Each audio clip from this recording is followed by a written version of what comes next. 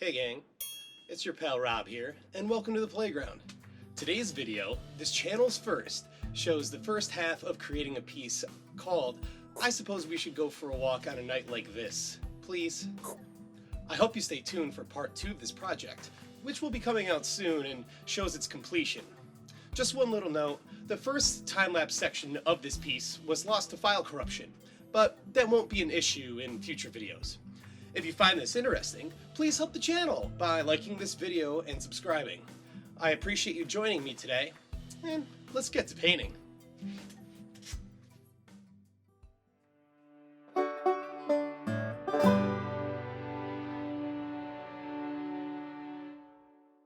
As you can see, I already have a few base layers down, and I'm beginning to place a mask on the two circular shapes.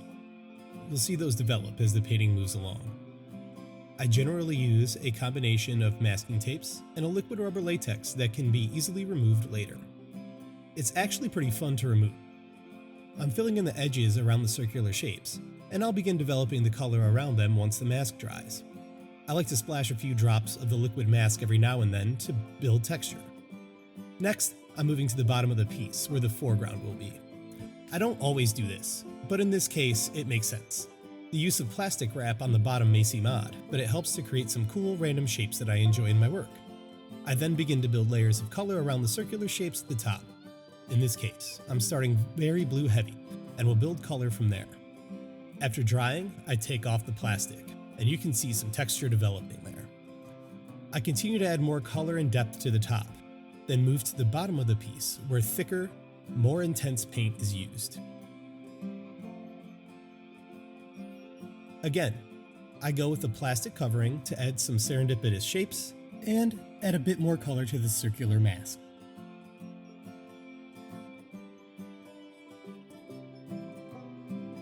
Time to remove the makeup and see where we're at with layering color around those shapes.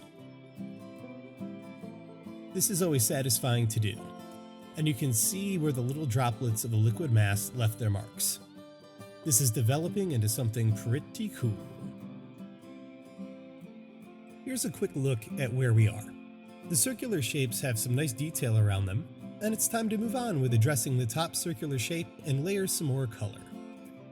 I begin this segment by masking the larger circle again. This will be a planetary element in the middle ground of the piece. When adding the latex mask, I have to be careful to define edges as accurately as possible. While waiting for the mask to dry, I again add more color to the foreground and apply the plastic. Could you see the textures building? Once the mask is dry, I begin to define the top circular shape with select locating of color. I'm trying to be mindful of where the paint is moving so I can properly define not only the smaller background circle, but the larger one that will become a planet in the middle ground. You can see how gravity affects the movement of the paint as I add some pinkish tones to the left side of the piece, then texturize. This adds some contrast to the background and will help define the upcoming planetary shape in the middle. Now that the paint has dried, I remove the plastic and continue to add more paint to the foreground, again with that texturizing technique. More blue tones are added to the top right area and some lighter pinkish hues to the upper left. I then drop some highlights with thicker white paint on the upper right circle. To nerd out a bit, in my mind, that shape will become a hazy, distant typo star, a very luminous and massive type. After drying, it's time to remove the makeup again. Here's a closer look at me removing the liquid latex mask. It can be a bit tricky to find every drop and piece, but I do my best. It's not the end of the world if I miss one at any point in time, because I can always find it later and remove. Sometimes it works out to look pretty cool. At this point, we really start to see some definition in the foreground and the background. I have a vision for a planet with 2 rings in the middle ground space, so let's get to making that happen. I mask around the circular shapes this time. I use this often in my work, as I'm sure you've noticed. A few extra drops here and there, and I hit it with a blow dryer to help drying time. I continue with building up the foreground. I'm beginning to see a forest and a river scene, and I again texturize it. I do this until I'm satisfied with the depth of color and value. From there, I hit the top left with some yellow and do that texture thing. I move to the star and planet combo and begin defining those shapes. White for the star, and more organic colors for our planet friend. I think it's cool to watch the paint swirl about. After a little mop-up duty to pick up some unwanted paint, I add a bit more color to the planet and let the piece dry. I remove the plastic and continue to add color to our star planet buddies, as well as to drop some highlights around the piece as a whole, careful to pay attention to how the paint is acting in the planet shape. Putting some magenta in the upper left and white in the upper right helps contribute to the depth of the background. I then proceed with more yellow in our planet and a few drops around it.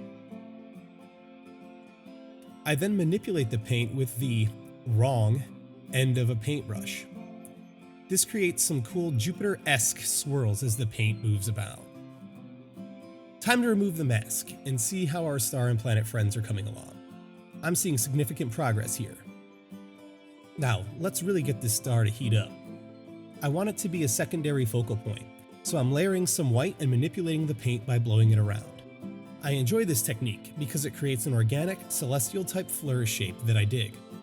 I also drop in some cerulean blue and let those colors get happy together. I continue this process, and in between applications, I do some cleanup work with some paper towel.